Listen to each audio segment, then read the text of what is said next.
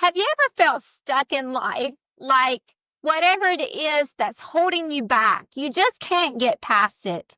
Today we've got a special guest, James Brown, former bodybuilder. He used to own a health and wellness store, and he's going to share with us some secrets to move forward.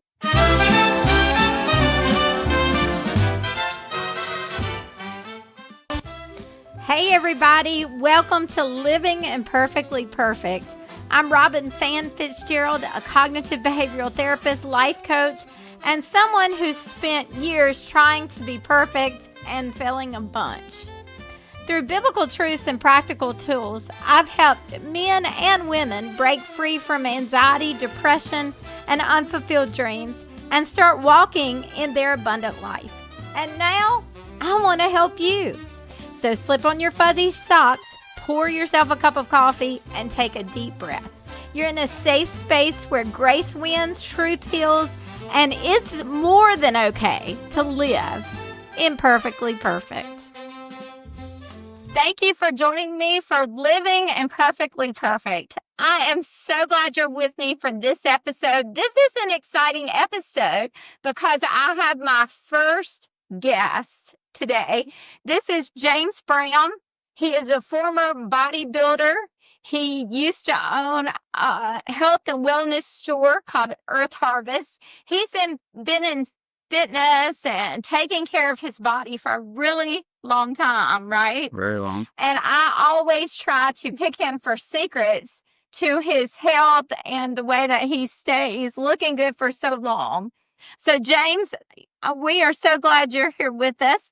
And what I wanted him to do is just tell us a little background about who you are and kind of your past history. Well, I'm like, most other people. I've had stuck points, so to speak, in my life that I had to overcome. When I got out of the service, I worked full time and went to school full time and ended up getting my MBA. I had a job for many years as chief financial officer of a chemical company.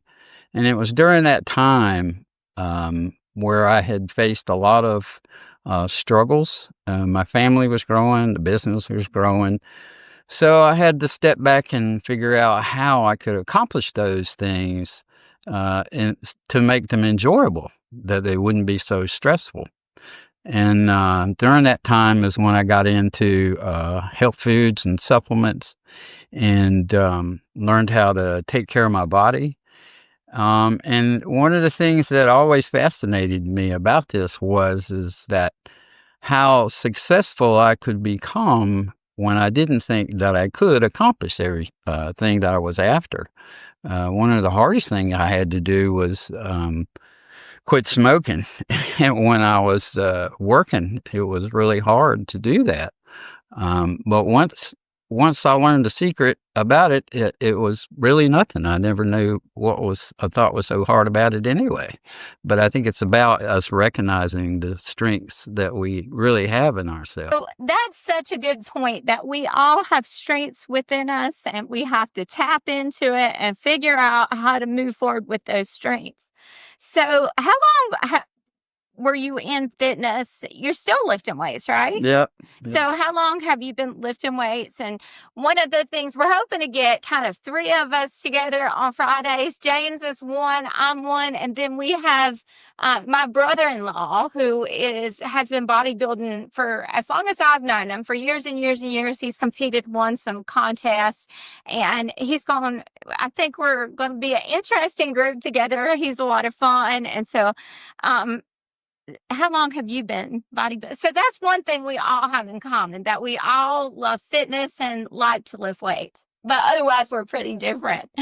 Well, I was 47 when I quit smoking. And after about 3 years of running, I had lost so much weight. I got so skinny that I said I didn't like being so bony. So that was about when I was 50. Really? Yeah. So I did not realize that. So took me about 10 years. I was only a few weeks shy of being 60 when I did my first senior bodybuilding contest, and I won it. Yay! That's Dang. so I did. I've got two competition bodybuilders then, and I never competed. So, the thing about it is that over that period of time, you develop habits, and that I feel like that's a lot of success when you develop positive habits. And I know one of the things that I wanted to share with everybody was the fact that there's so much negativity out there that we have to deal with. And I know when I started all this, the people were not supporting me. They started bodybuilding. People weren't supporting you? Right. Even when I quit smoking, because I would tell people, they say to tell people you quit and all that, and people would say, yeah, sure, you've tried that before, blah, blah, blah. So I didn't get a lot of support. That means watch who your friends are, right? That's right. Hang around the right people. But one of the things I wanted to pass on and is that you can create your own reality. And you shouldn't listen to those people that are not behind you. If they are your friends and those people that care about you, they will be positive in supporting you to succeed what it is that you're after. I love that. That is exactly true. It matters who you like, what you submerge yourself in, doesn't it? Sure. Who you're surrounded by. Right, who you're surrounded by. Mm-hmm. And I don't know how to know this, but I read recently that the conversations that we have in a day, 80% of them tend to be negative and only 20% of them positive. You mean conversations with other people or with yourself? Well, it could be with yourself too. It could be both. I don't know how you find that out, but I have a lot of negative conversations over the time, and that's one of the things that you learn. I think it's up there too. It's about 80%. So you have to be your biggest cheerleader. And if you are, then people will hear it and they will tend to follow in line with what it is that you're doing. But you kind of have to set the example. And then, I've even told people that have said negative comments when I was trying to do something. I said, you're not really helping me. If you're not really helping me, then I don't know that we need to be conversing. Then shut your mouth, right? Shut your mouth.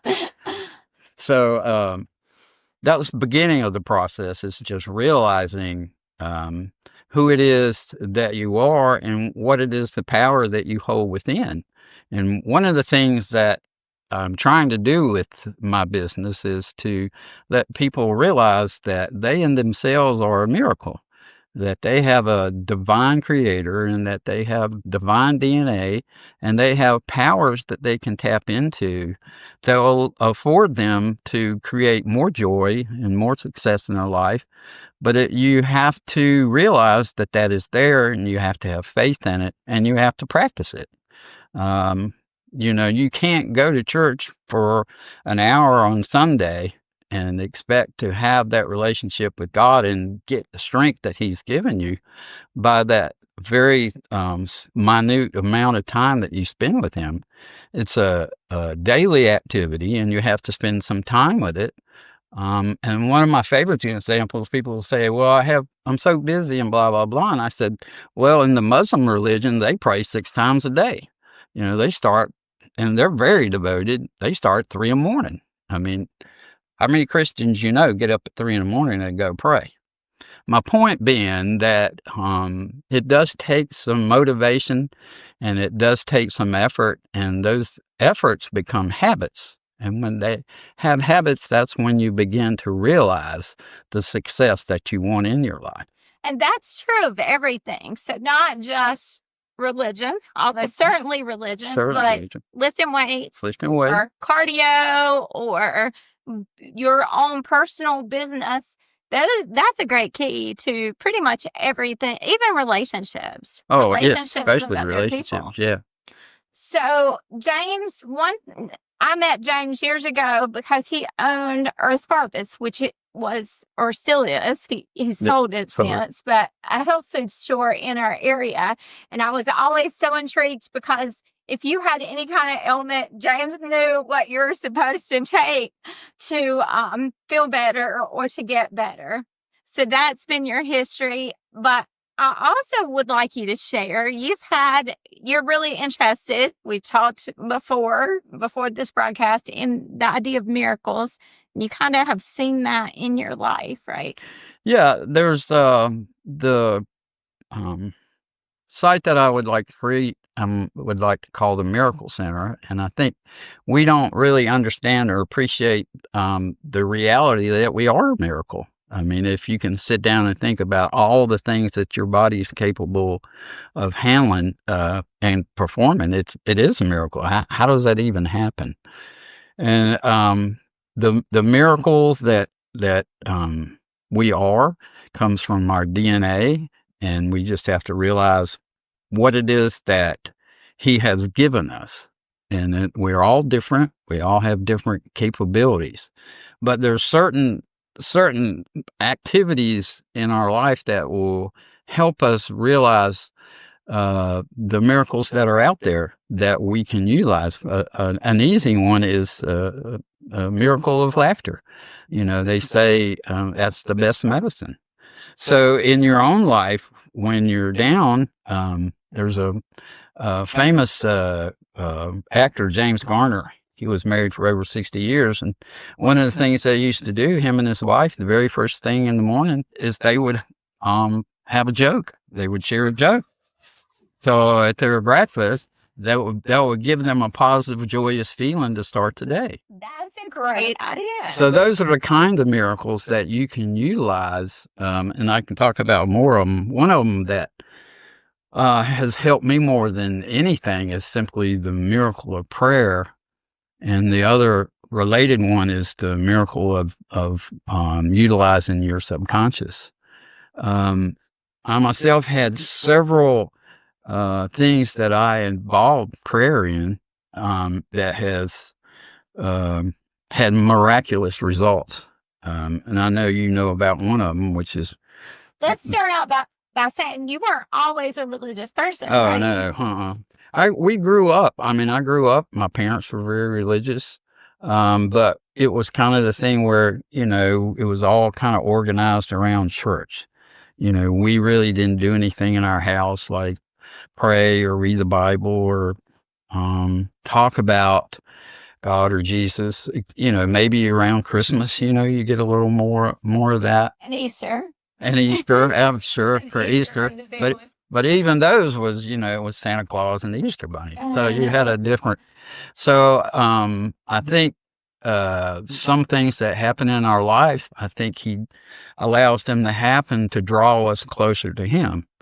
And I think we get to a point where we don't have any other options, and then he appears because of the situation that we find ourselves in, whether it was he drawn us to it or we ourselves put ourselves in that position.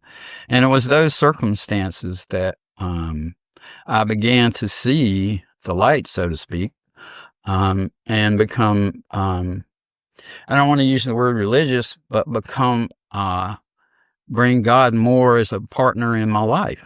I love that you didn't use the word religious, because sometimes I feel like that's a really negative word, because a lot of times that's forms and rituals and it has nothing to do with the relationship with God. So I love that. Sorry to interrupt. Go ahead. Oh, no, that's just, and I think when you get that way, I know a lot of people, have a problem saying, well, this isn't true or that's not true and this couldn't be possible and that could be possible. Well, yeah, if you're the creator, if, you have to admit anything's possible. And if with that positive thought, then you know that anything is possible for you. So you have somebody who loves you all the time, regardless of what it is you do, and is here because he wants the best for you and he wants to have a relationship with you. Just not to get too far down in there, but I think I always go back to the beginning of time when there was the Garden of Eden. If you think about it, really, he gave them everything that they needed for a wonderful, enjoyable life, and they didn't have anything to do but utilize what was there and have that relationship with him. It wasn't until they chose to make a bad decision, that relationship was changed. But he still wants that for us today. And as I have learned over time, there were a number of covenants that was made amongst us, and each one was trying to give us the opportunity to get back in his good graces, so to speak, until he finally sent his own son down here for him to pay for our sins so that we would be provided grace, and in the future we would learn from our sins, and that would bring us closer to him. So the whole goal in my life, I don't know anybody else's life, but it brought me to realize what I was really after was eternal life. And if you take and think about the most joyous thing in your life, like possibly when your child was born, or a funny joke, or a great something you accomplished, like learn to ski or whatever, that kind of joy is what it is that makes us want to be alive and want to succeed in other things. And that's what eternal life is like. It is a joy with others and with the Almighty. And it's worth learning how to do that.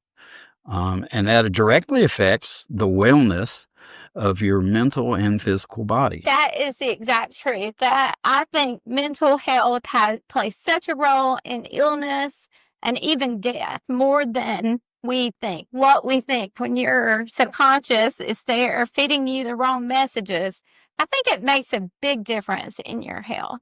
Yeah, I think one of the things too that I realized was the miracle of blaming myself, I guess is what I call it. I think we grow up in a certain fashion. We're always blaming somebody for this and somebody for that.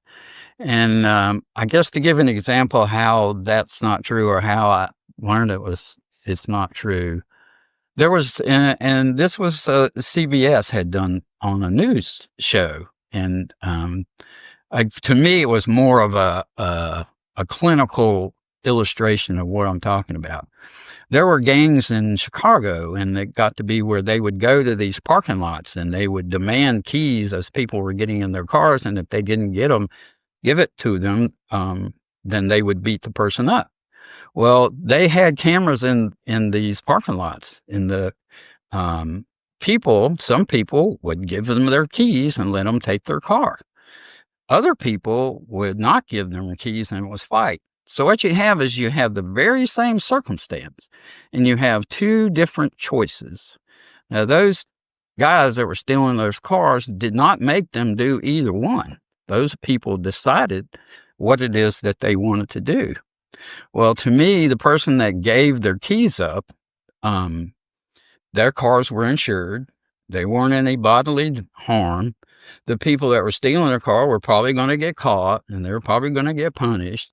So there was less harm done to anybody with that particular choice, especially the person that gave up the car. Now, the other person got the heck beat out of him.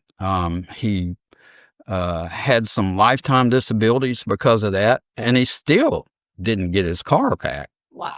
So that's what I'm trying to say.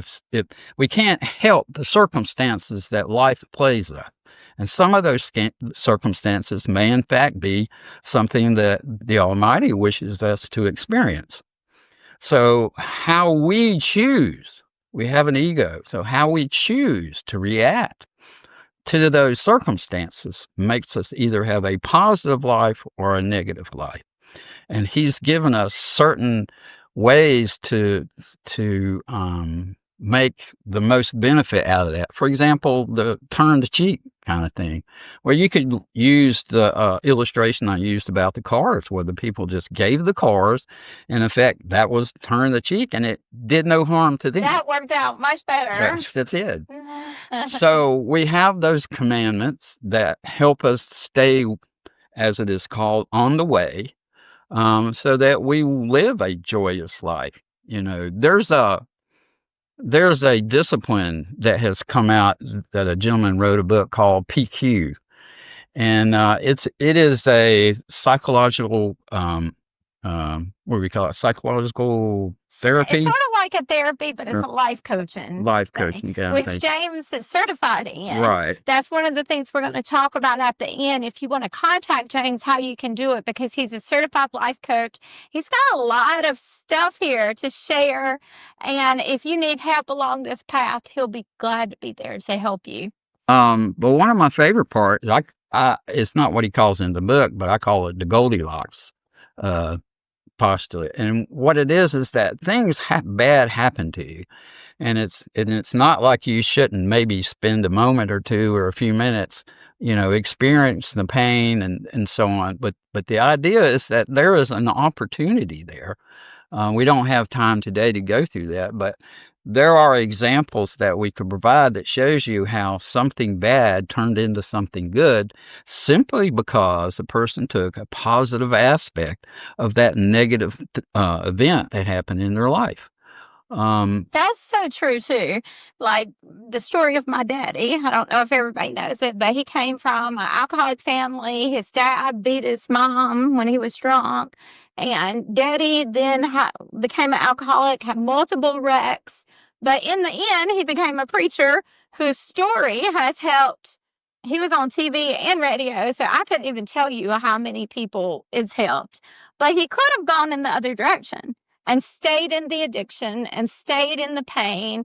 But instead, like you say, he made a choice. Well, what I'm after about and what we're all about in this life coaching thing, I think, is to provide a methodology for people to make their life more joyful, more accomplished, and feel better about themselves. And there's a number of ways to do that. We're here to not tell you what to do. We're here to help you find your way. And there are ways to do that. You've got a whole bundle. Our time is running out, so we're not, but James is going to be back with us, and maybe not next week, maybe next week, depending on Rick, who is our third partner in crime, right? Has started a new job. So ideally, he'll be with us next week, and then we'll all be three together. All three of us will be together the week after, but we're not sure about that. If Rick can't, maybe James can come back. But he's got a lot of information, all these books in front of us, and he remembers. Like, I might read the book and forget, but he probably has taken the supplements or has taken them for years right. that he can tell us about sometime and remember all those things. I told somebody, one of these books is my book, the book I wrote, and I told someone, I have a friend who can quote this book better than me, and I wrote the book, and that's James. So in the future, what we want to do is we're going to pick James from some information about healthy aging, because that's what I want. And we're also going to try to cover these ideas for how do you walk in your best life. But until that point, you have an opportunity to have some private consultation with James where you can be one-on-one. Right. You can share all this. He can help you on the path to your, using my terminology, your abundant life. His terminology might be to the miracle, right? Yeah. And so we want to provide that for you. So tell him right now, it's an email address. Pretty soon you're going to have access to message him on Facebook or something like that. Right now, he's going to give you an email address. So I want you to go get your pen and your piece of paper. This is a person that knows all about supplements, all about health and wellness, all about, he had a dieting center one time. Is that correct? Mm-hmm. All about that. And what I consider the most important, all about how to change those negative thoughts so that you can overcome the resistance to get you past the stuff that's holding you back. If it's health and wellness that you want, if it's a new business venture that you want, if it's whatever it is, he has the resources to help you move forward. So tell us your email address. It's earthharvest at bellsouth.net, 2 H's in earthharvest.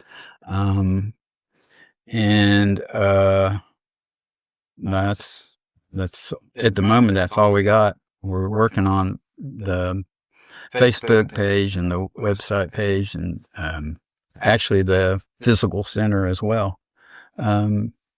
The other thing I want to mention before we get off, we got to take it, is the book that I found one of the books I found that she did that was so good is called As a Man Thinks. If it is excellent on giving you structure on how to formulate a plan to get whatever goals that you want to achieve in your life. And I don't think a lot of people sit down and plan out their goals, what it is they want to attain in their life. They just kind of wing it, which you're not going to be very successful. And you'll be sitting there like a lot of people wondering, why aren't I happy? Why haven't I achieved the things that I want to achieve in life? And a lot of times you don't know what those are. What is it that you really want in a number of areas: family, religion, financial, even things like vacation and retirement. Those are all things that we want to or will face eventually anyway. And right before we started, what did I have to do?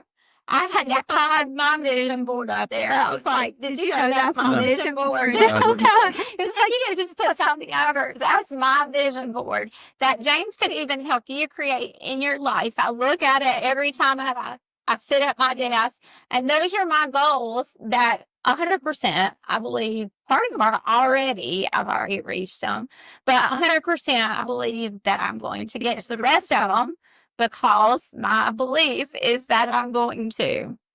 So James could help you even with the vision board if you wanted him to. Oh, sure. Yeah.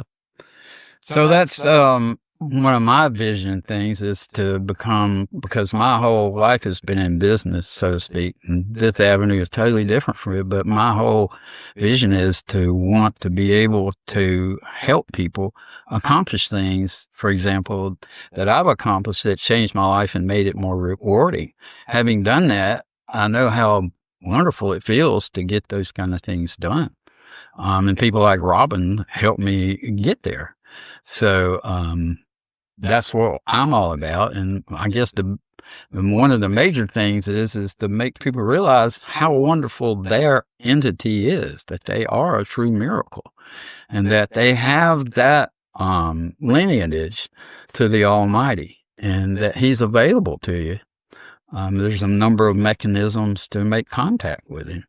So, that is one of the things I hope to accomplish, is get people to understand where it is they're coming from and where it is that they're going to end up, and that there is a glorious journey from beginning to end. That's a good way to put it. Glorious journey. Good way to put it. Give them your email address one more time. I think our time has run. Okay. Well, it's earthharvest@bellsouth.net. Welcome any text, any messages. We'd love to hear from you. And at that point, he can send you his rates, send you the information about where, if you're doing it virtually, or I think you prefer in person if you're local. Right. So just shoot him an email and he'll get back to you. And thank you so much for joining us today. And stay tuned for more. I started to say sessions, but that's the therapist in me. More episodes with James. And also we're going to be bringing Rick in. And we all have kind of the similar, all three, life coaching in some way, and similar ideas about the role of your thoughts and your subconscious. Thank you so much for joining me. As always, I'm with you. I am by your side, and I love you. Y'all have a great day. Bye. Thank you, my friend, for spending a few minutes with me today. Remember, you don't have to earn God's favor, chase perfection, or carry it all alone. You are God's masterpiece. You are His righteousness, and you are already enough in Him. So, keep walking forward, one grace-filled step at a time. And I'll meet you right back here next time for Living Imperfectly Perfect.